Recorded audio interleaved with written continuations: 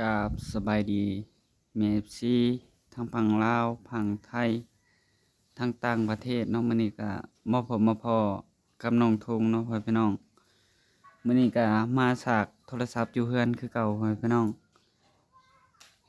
ไปเผาถ่านหากะมาเนาะพ่อพี่น้องเนาะมานึ่งข้าวเฮ็ดอยู่เฮ็ดกินอยู่เฮือนเนาะแล้วก็ไปเตาถ่านมาฉากแบตโทรศัพท์แล้วก็ฉากไผโคมพ่อพี่น้องเอ้ยโดยตอนนี้ก็น้องชาเพิ่นพูดยานางมาแล้วก็เอาใบตองมาห่อเนาะแล้วก็เอาไปขายพ่อแม่พี่น้องเอ้ยโดยตอนนี้ก็ทางน้องทุ่งก็ยังบ่ได้เข้าไปตัดไม้ก็เลยหาเวียกแนวอื่นเฮ็ดก่อนเนาะเฮ็ดพูดยานางอิหยังไปขายเนาะพ่อแม่พี่น้องโอ้ตอนนี้ก็ทางน้องทาเพิ่นกำลังสิมัดยานางอยู่พ่อแม่พี่น้องเอ้ยโดยสบายดีน้องสาสบายดี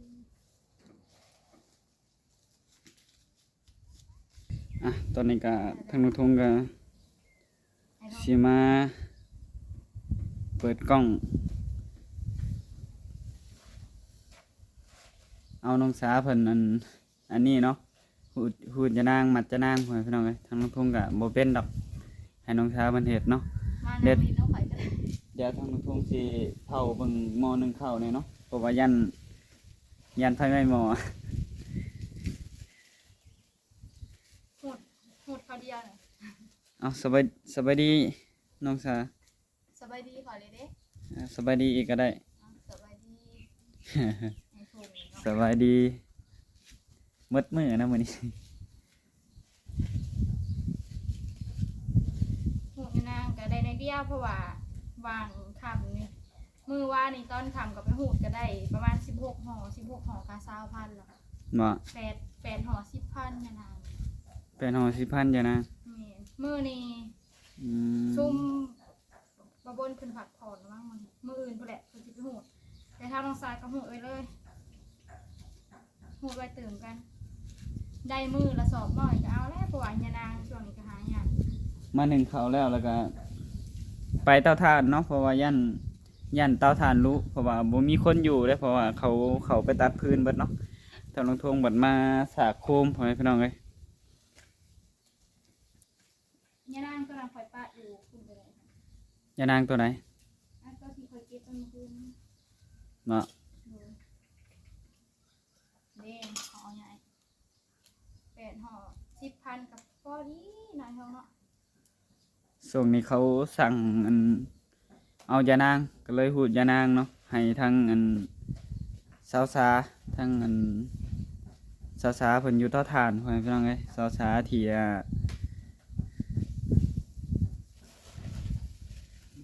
เพิ่นอยู่ในหันเนาะพ่อแม่พี่น้องเนาะสาวสาตัวที่น้องทงไปซอยเฮ็ดตูบตอนนั้นแหละเนาะเพิ่นฮู้จักกับผู้ที่เพิ่นชื่อยานางพ่อแม่พี่น้องเอ้ยทางน้องทงไปขายก็ย่านเพิ่นบ่รับเนาะคนที่เพิ่นบ่ฮู้จักแล้วเพิ่นบ่อยากซื้อปานใดหูดแป๊บเดียวก็ได้หลายเลยเนาะเพราะว่าหูดเอาตามหัวเลยมันหลาย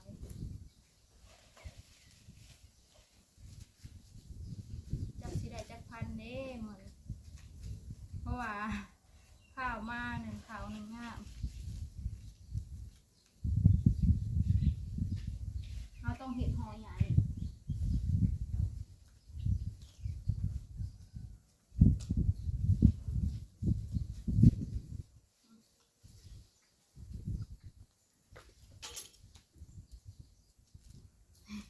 เห็ดเลย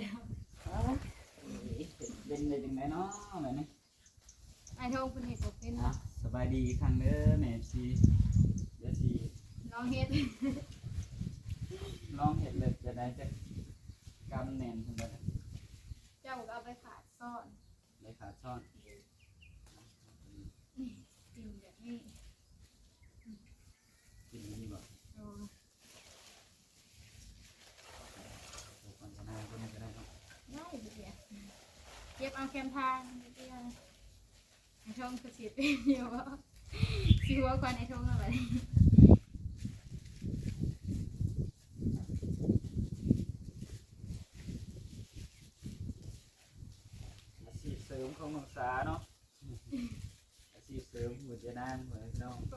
ใส่ก็จอดรถเก็บดิบ่ค่อยมีคือตอนนั้นเนาะ เอาบ่ได้เข้าไปเบิ่งทางอันป่าตรงนี้ ไปเฮาข้าวเขาถ่าย ถ้าเอาเข้าไปป่าอยู่หมู่บ้านสายบุญนี่เนาะก็ เจ้าว่าสิเนี่ย น่าจะได้เลยน่าจะมีอยู่มั้งเมียนางนะเพราะว่าเฮาก็บ่ได้ไปหาดนเลยเด้งานนี่ก็เริ่มฝนก็ใกล้สิมาแล้ว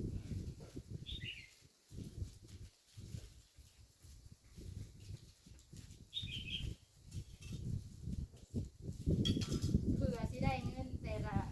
บาทสิแต่ละพันสิต้องทำได้ได้ทงได้ มัดหนึงขายไปได้จ้ะ ได้5,000น่ะ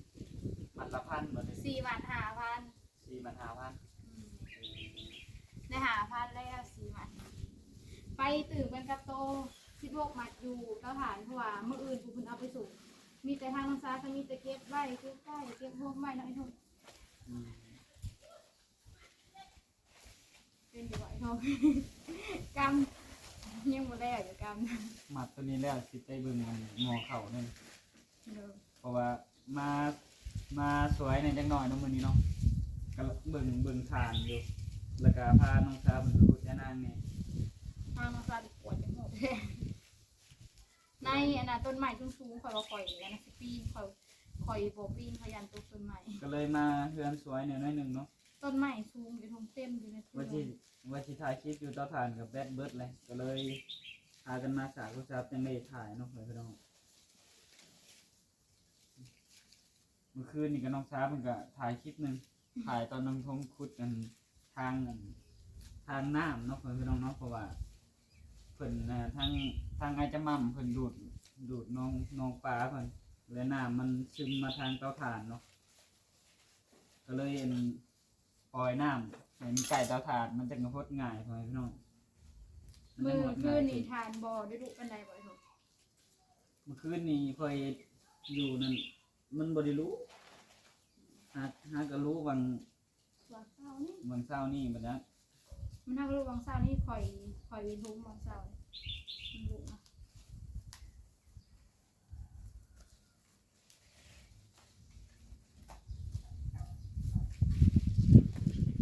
เก็บเท่าไหร่เงินเติมน้ำมันรถสิทงเที่ยวไปเที่ยวมาเตาถ่านตลอดตามทางก็มีอยู่แต่มันมีแต่กี่ถุงเนาะพอแหละไอ้โทสอบให้มันเสมอกันเนาะนี่มันเลือกมากเลยถอดเสร็จมันแน่นแหละ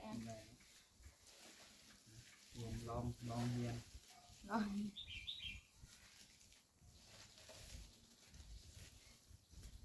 กินข้าวกินน้ำแล้วเดี๋ยวก็ออกไปหน่อยเท่าเนาะคำเลยก็คำมาไต่ไทยเนาะมาเอาไทยมาแบ่งเลย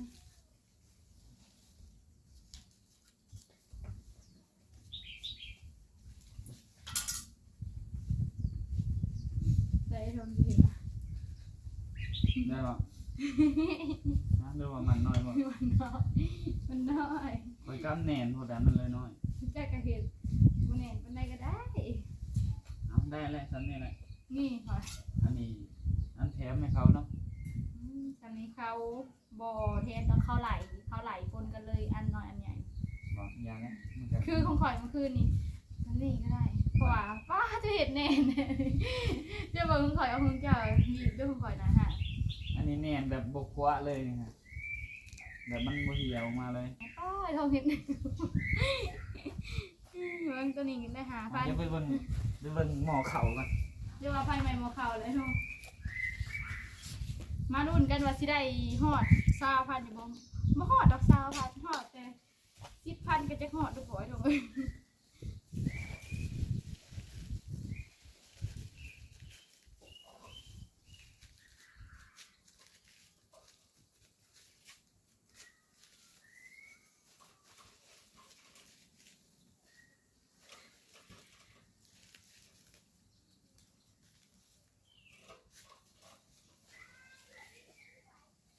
ทางน้องซาก็ยังขับพูดอยู่ป่าอยู่แต่ย่านขับไปคนเดียวเพราะว่าทางไอ้ทงกั ปวดเข่ากับก้นมันอยากรู้เลย น่ะ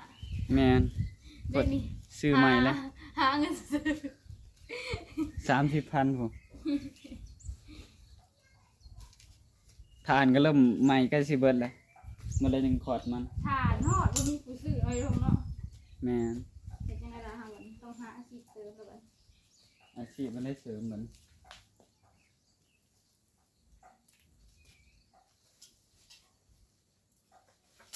ไอ้โทงว่าหวดขาวก็รู้เลย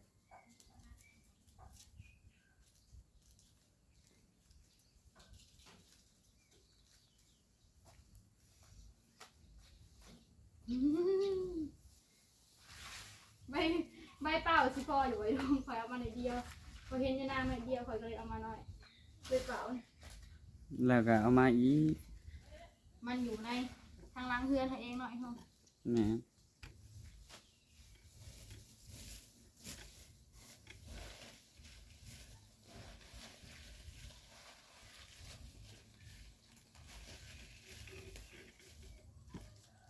เมื่อคืนนี่คอยเอาไปปลาบนแล้วหะเราห่อซอยคอยเลย มัก ดูน้ำเห็ดซอยคอยนี่ลาวไปหมดเมื่อวานนี้ได้เงินต้อง80,000พูดว่า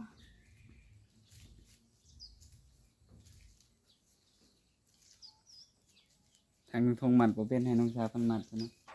สมัครก็ได้เหมือนเดิม ช่วยเขานะ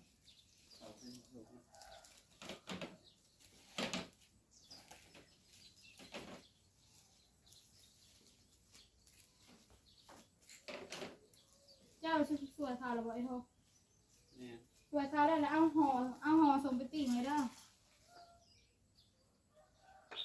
ห่อส่งเมย์ทางน้องสาฝากมา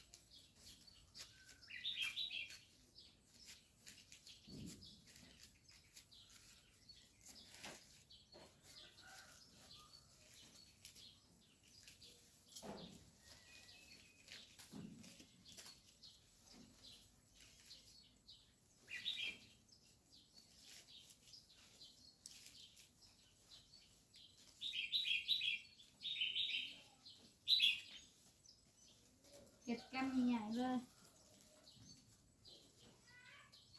เก็บหอยใหญ่เลยเก็บ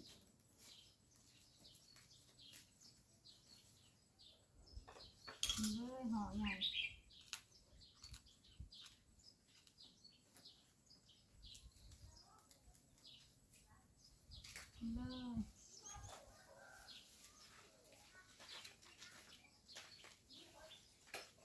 เดี๋ยวเป่าทางซ้ายเก็บมาเลยเดียว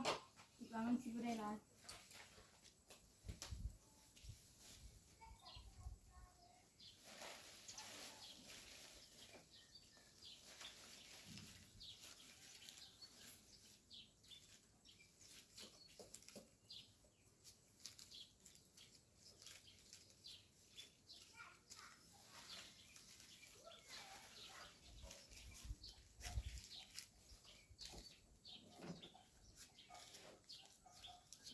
ทางตรงคนก็สวยเขา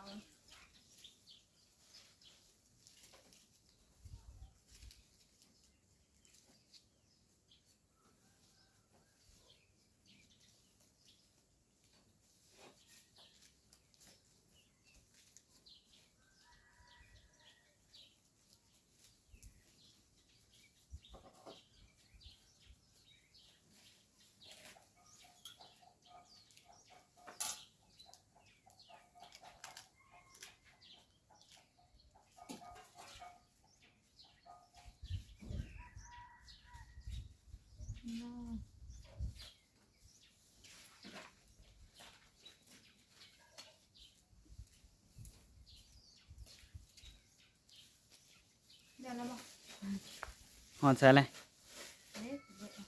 ได้จังหมัดเลยได้หลายเลย เด้อ ได้จังหมัดได้ยังบ่ฮู้ได้หลายแล้วว่าซั่น เดี๋ยวไอ้ทงไปปิ้งผสมเอา2ห่อก็พอเด้อ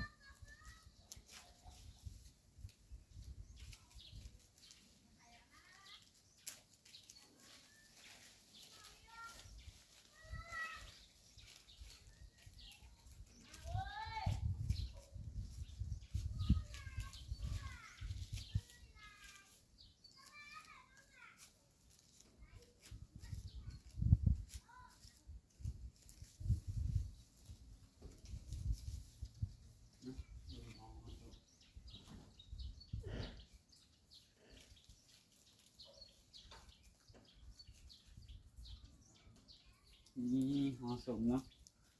อีก2ห่อก็อิ่มละ2คนคนละห่อ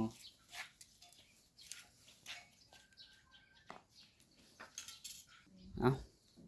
มัดแล้วจังนับเบิ่งก็ได้น้องจ้า เดี๋ยว มาได้จักห่อเนาะ เดี๋ยวทางลุงทงปิ้งอันนี้ก็เนาะ ปิ้งห่อสมค่อยห่อแล้วแหละก็พอดีกินข้าวเลยหิว ทางแม่ก็เสร็จมาจากได้จักเลยเนาะเดี๋ยวสิไปเอาจักให้แม่เนาะจักกับป้าไว้อยู่เตาถ่านพ่อแม่พี่น้องเอ้ยว่าสิไปตัดพื้นแหละทางลุงทงก็สงสัยบ่ได้ไปตัดแล้วบัดนี้เนาะเดี๋ยวไปปิ้งห่อสมก่อน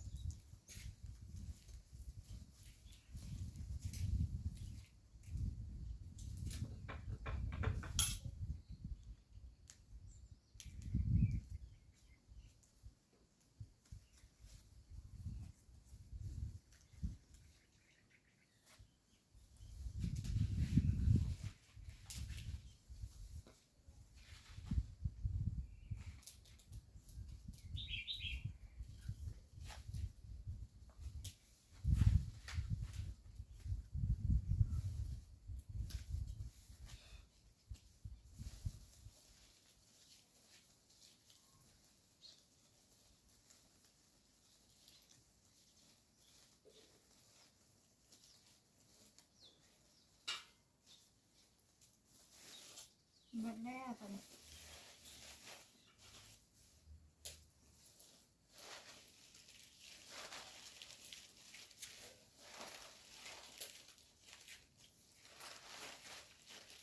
หอมผสมได้ทุกหอมผสมได้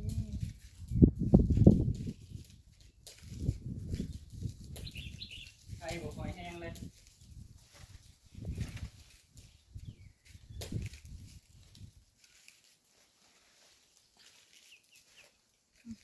ใบตัวนี้แก่ค่ะไปหน่อยเลย ถ่านก็เบิดละมื้ออนได้เอาถ่านมาเฮือนแล้วบัดนี้ เอาส่วนถ่าน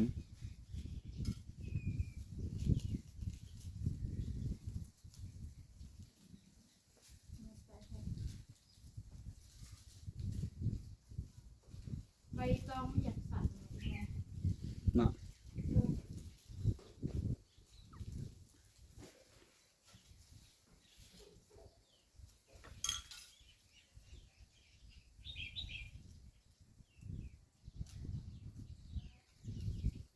กินข้าวแล้วนี่ก็เอาจักไปส่งแม่แล้วนี่ 1,100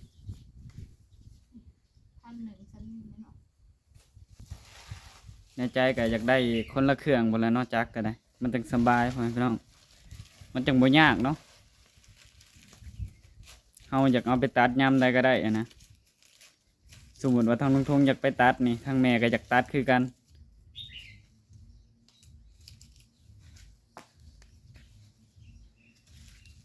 ทางแม่เพิ่นก็ขวัดทานเบิดแล้วเพิ่นก็เลยอยากตัดเนาะทางลุงทงวัด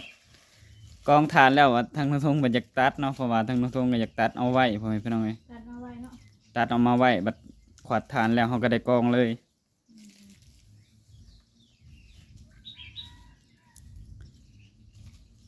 เขาจึงได้ต่อยอดไปเลยๆเนาะอันนี้ผัดเมียเพิ่นก็เสียวเมื่อแหละจากก็ได้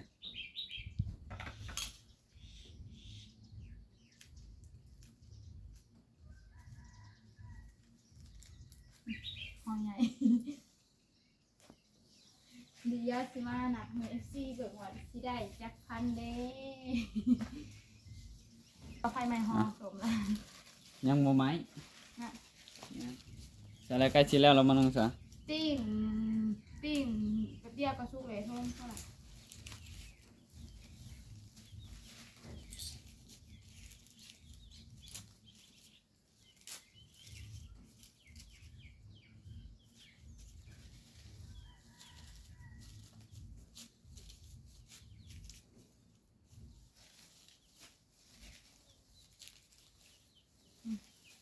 มาสุดท้ายแล้ว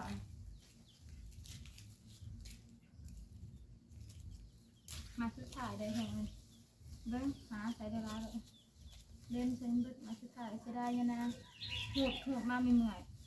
พูดมาเมื่อย อืม เอาเก็บให้เบิด หูดมาไม่เหนื่อยเจ็บไม่เบิดเลย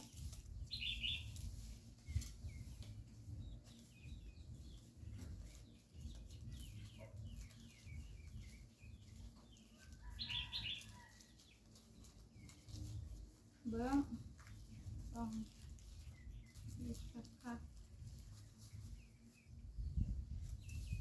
เอาหอมงามเลย เอาหอมงามเลยแต่หอมเป็นแบบเดียว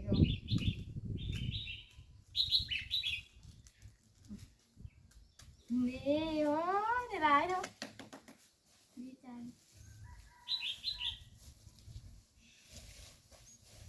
ไอ้ทงช่วยถือกว่าสิได้จะหอมช่วย เอาลองนับมึงดูฮะ สองสี่ บ่เกิน15 สองสี่สองสี่สองสี่บ้างสองสี่หกแปด12 14 16คือเก่าได้20,000อีกเลยนี่โอ้ยไปตื่มก็ต้องพึ่งก็ได้40,000 ไอ้ทองเต็มสอบมานี่เต็มสอบ2 สอบมานี่ได้16 ห่อเพราะว่ากับพอเต็มบ่ได้อันนี้เต็มค่ะส่วนตัวนี้ครึ่งเดียวเนาะได้20,000อีกแล้วดีใจเด้ เรื่องยิ้มเป็นเล่นดีใจนะ 10,000เลยกันไอ้ทองหอ 10,000เลยกัน15,000เลยกัน20,000ฮีได้เลยเด้นี่น้ำมันโดดเลยเด้นี่ เอาเดี๋ยวสิได้จบคลิปเลยเนาะให้น้องสาวเพิ่นจบคลิปเลยพ่อแม่พี่น้อง โดยวันนี้ทางน้องซากะห่อยานางแล้วเบิดแล้ววันนี้ก็สิออกไปเตาถ่ายนะวันนี้ทางน้องซากะสิได้จบคลิปไปเพียงเท่านี้ไปพบกันในคลิปหน้าเด้อกราบขอบคุณทางเมย์ FC เบิร์ดสุขุทุกคนที่เบิ่งคลิปของน้องซาตั้งแต่ต้นจนจบคลิปบ่ขามโฆษณาทางน้องซาว่าผิดพลาดประการใดก็ต้องขอโทษขออภัยทางเมย์ FC เบิร์ดสุขุทุกคนทางน้องซาสิขอตัวลาไปเพียงแค่นี้ขอกราบขวาสบายดีบ๊ายบาย โดยเอาก็สบายดี